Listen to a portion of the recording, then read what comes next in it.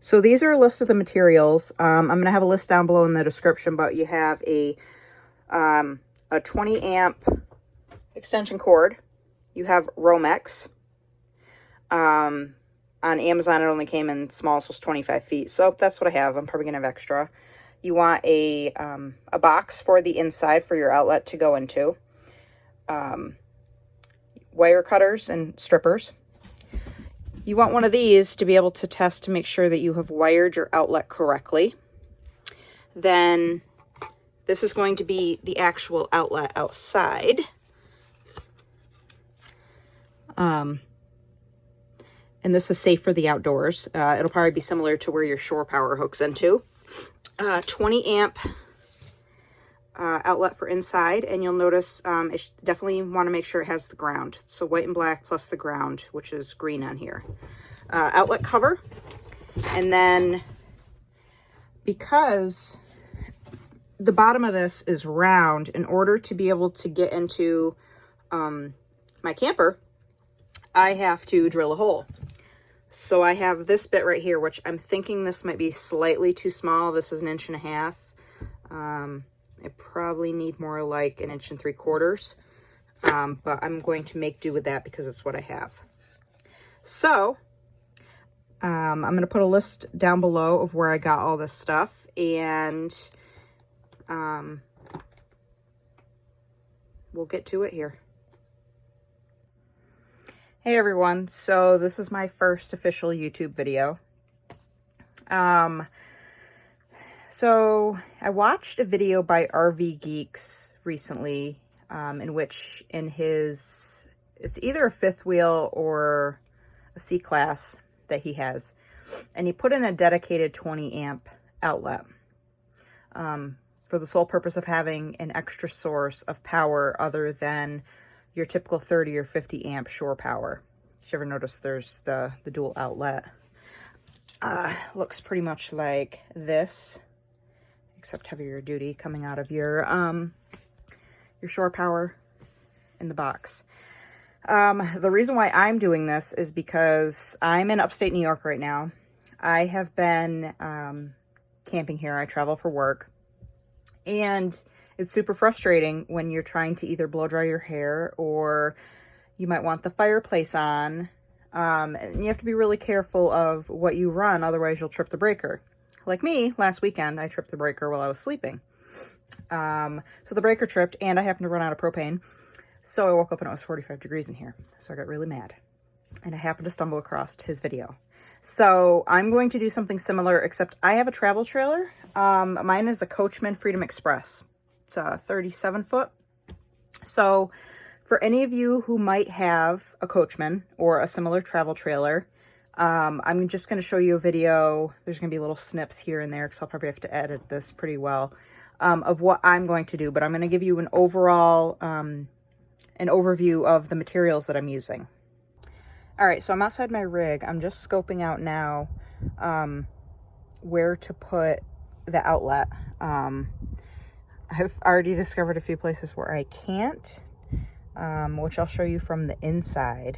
I discovered that in through here was where I was going to put it, and I can't because there's a stud that goes along here, and there isn't any room. It looks like there should be, but I'll show you from inside there's not. So where I'm thinking of putting it is in this void right here. I was going to put it up here because there's another wooden stud that runs along here, but this is far too close to the vent for the refrigerator. So I'm thinking of putting it right here. So I'm gonna go inside and scope out where this is. All right, so as you can see, the one spot that's up and to the right, which looked like there was a huge void in here, there's really not. So there's a stud here, there's a stud here. So I started to, I don't know if you guys can see it, right here, which isn't a bad idea, but the refrigerator vent is up here. So I'm thinking of redoing it. I know I've already drilled a hole, in 3 holes actually, over in that little area. So let me turn my flashlight on and figure out what I'm going to do here. All right, so I've drilled through with the drill bit on only until I got to the outside. So now I'm going to go from the outside in to meet up with this. And then we'll go from there. Hopefully get this thing to fit in there.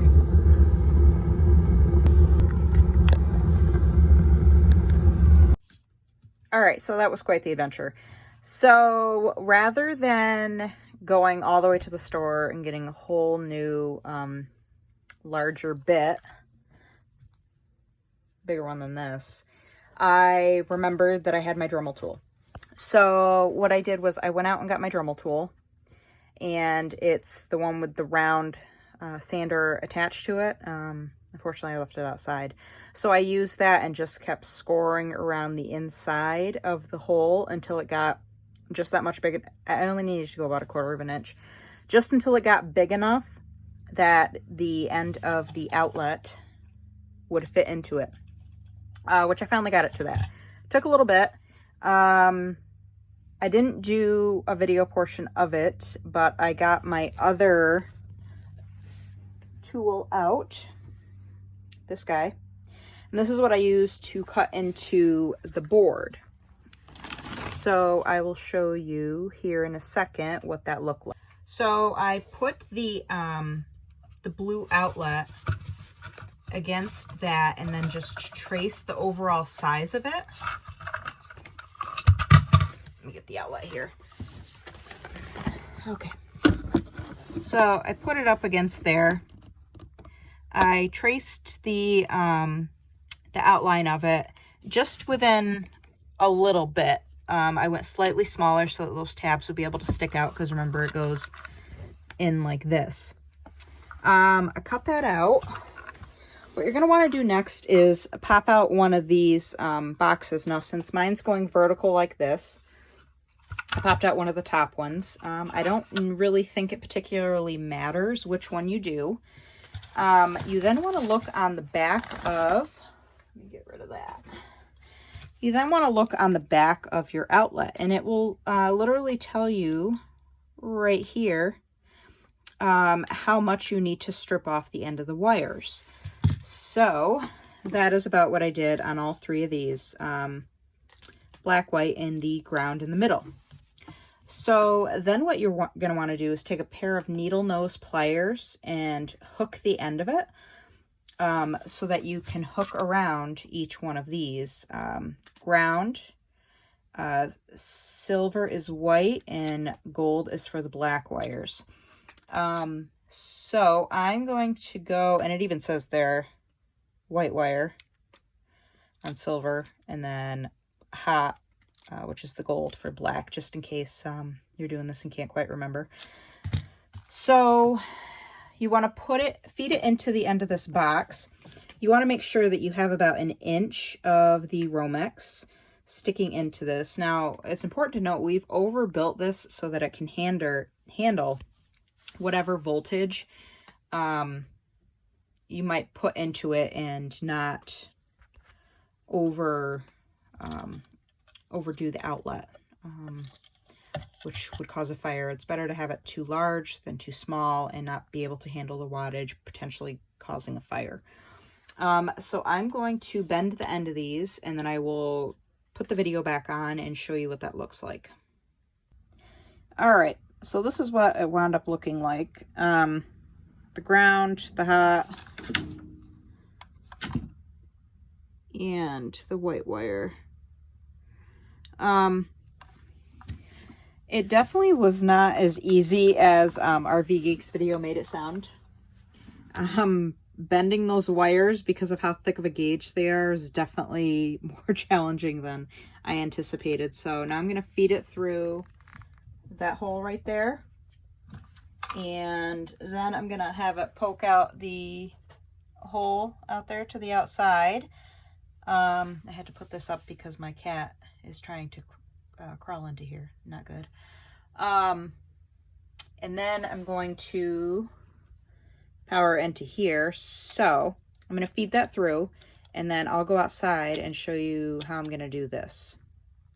I know I said that I was going to show you the outside first, but I think it's important to note those little tabs that are supposed to flip up when you screw in these screws right here, yeah, they don't like to screw in as easily as it's made in RV Geek's video either. So please note, you're not doing anything wrong if it's not going as planned.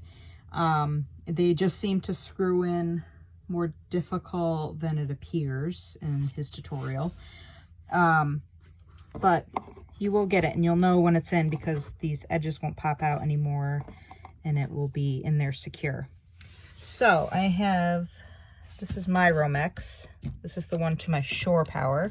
I had to put this there when I was cutting through so that I could prevent some of this dust from getting into my furnace, which is right here. So that hole right there where the Romex has come out is where the wire is right now. So I'm going to go out there and I'm going to do what I said I was going to do before. And then after, we're going to have to secure this out of the way so it's not just floating here, kind of like you see what they did here. I believe it's for building code purposes, so wires aren't just floating around in here willy-nilly. I had to relocate this one when I initially did it because it was actually hanging right up here. So I'm going to head outside and do that now, and we'll see if I did this correctly and if it works. All right, so I didn't show the process because I just wanted to get it done, to be honest. These screws are not the screws that came with it. The screws that came with it were flat, like normal screws.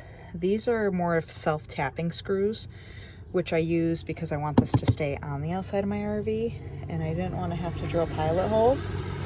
So I got them, I think, when I took down something that was inside, because they're all over the inside of the RV. That's what they use. So, and it comes with this gasket too. So if you're installing it like this on the outside of your RV, you'll want to put this gasket on. It just helps, you know, to fill in those air gaps. So here it is. I'm going to go inside and button up all of the loose wires that are in there, vacuum a little bit so I don't catch my camper on fire. And then I'm going to test the outlet to make sure that everything's wired correctly. So I'm going to show you that. All right, so I plugged in the extension cord, 2 green lights, not green, sorry, 2 red lights, or whatever color you deem that to be, means you're good to go with the outlet. So looks like we've wired this correctly. Woohoo! So now I can go ahead and use it, and this will be a good dedicated outlet for powering my heaters and not tripping a breaker. So that's it. Any questions, leave them down below. And questions, comments, concerns. Obviously, I'm not a professional. This is just my interpretation of a person's video who does appear to be a little bit of an expert, because he knows more of the terminology and how to do things more than I do. But this is my take on how to do it in a different setting, in a travel trailer versus you know, in an enclosed coach area. So that's it.